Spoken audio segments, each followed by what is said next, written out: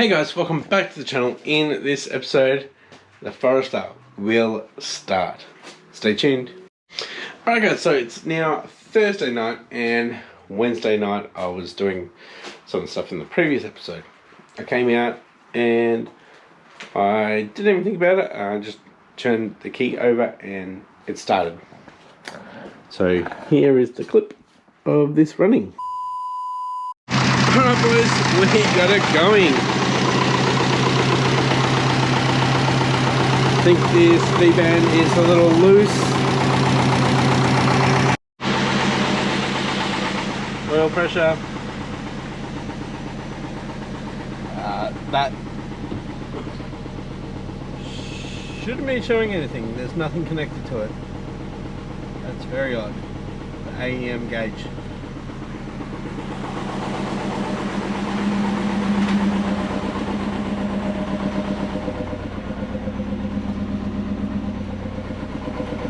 That's not connected.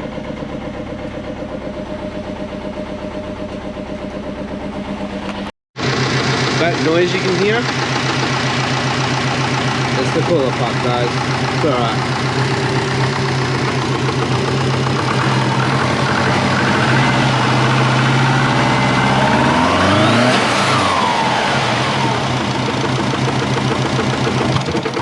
Oh.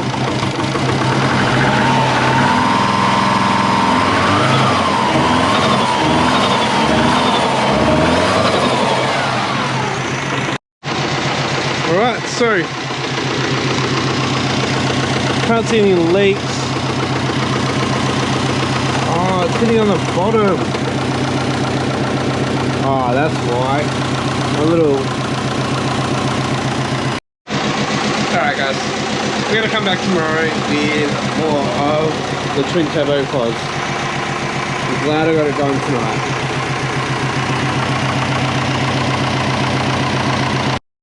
Alright guys, so she's running now. What do we need to do? We need to clean up this engine bay. I need to hook up also the laptop to the computer so I can see what's going on. Don't know air fuel ratios. So, in with this just a little bit. Should be okay. What do you guys think of the cable running down there? There's a lot of vacuum lines that are way too long. Yeah, got wires down here from the Haltech. That all needs to be all done. Got vacuum lines up here. We've got boost solenoid that isn't connected or mounted. We have wiring here. That's to the GFB. Boost solenoid that's not in there.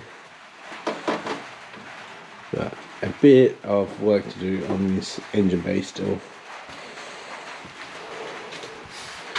Now, should I do more carbon fibre? That is 100% carbon fibre. Should I make the alternator cover?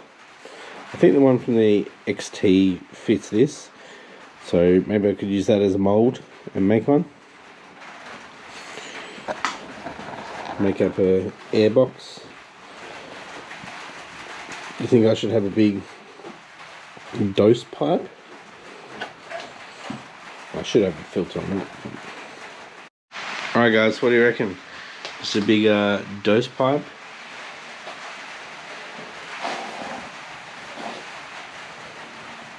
Probably won't work with that. Too much silicon there.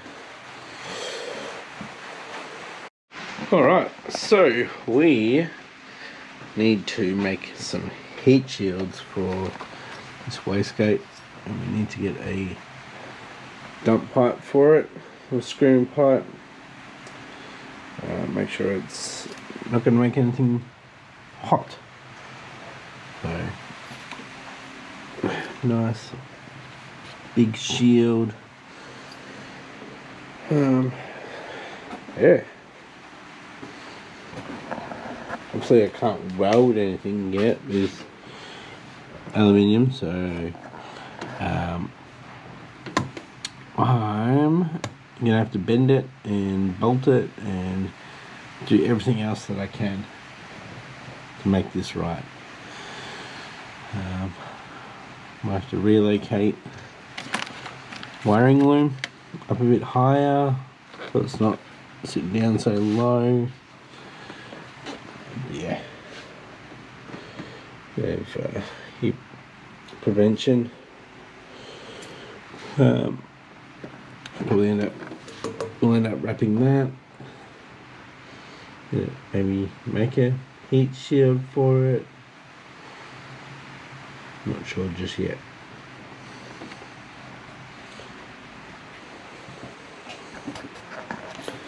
We'll be getting this out driving soon, boys.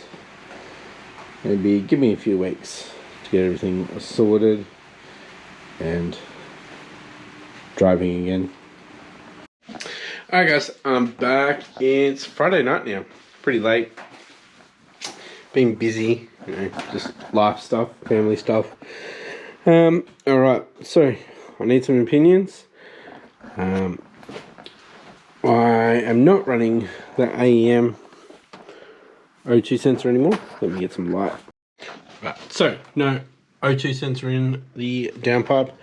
I only have the O2 sensor for the Haltech, which is just before the cat, which is down here. So I'm not using that AEM gauge in the center there. Now, obviously I need to be seeing that while I'm driving without having a laptop there. Should I get Haltech's 2.5-inch gauge to go in there so I can see air fuels, probably the ethanol content when I do go E85, and water temp. My water temp gauge doesn't work. I have the water temp sensor into the Haltech because it's a Haltech sensor. So I need to be able to see that. And I've got oil pressure here, that's fine. Do I need oil temp? Do you guys think I need oil temp? And then I got 2 boost gauges. I've still got to sort out all that. Now, the question is, do I go the 2.5-inch or do I go the dash? So with the dash, both of them are connected by CAN. With the dash, it'll actually give me a couple more inputs, so I can add in, I think, oil pressure and a few other things, fuel pressure. But they're not cheap. They're not cheap, those dashes. But if I do upgrade my Elite 550 to Elite 2500, then that dash is still usable.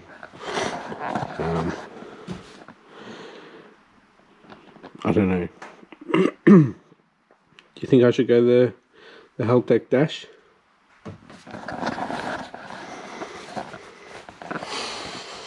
For now, I can just use my laptop, you know, putt around, see how ratios are. I'm not going to do anything stupid. Yeah. Let me know. Still a lot of things to do. Hopefully I can do a few more things over the weekend. But I'm just going to get this short little episode out. I was pretty excited that it started. As you can tell, I wasn't actually recording when it started. So, yeah. Hope you guys are excited too that the Foz is running again. And no leaks up here. So, I'm pretty happy that that compressor wheel was spinning pretty good. So, I'm going to get some boost happening soon. So guys, if you enjoyed this episode, give it a thumbs up, and if you haven't subscribed, please subscribe. It really helps me out, and I'll catch you next episode with the twin turbo Foz. Thanks for watching. Bye.